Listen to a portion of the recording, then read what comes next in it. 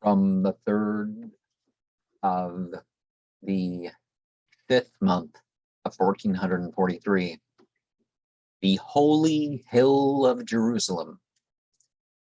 Have we been wrong?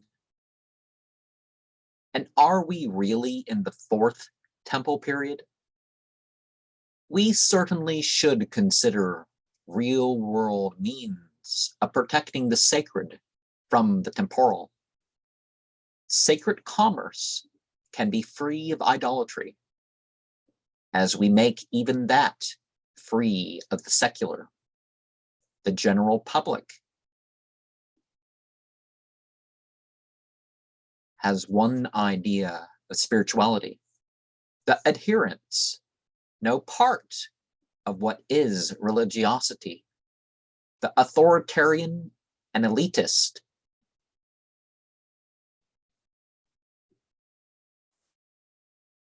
are not upon the true sort of priestly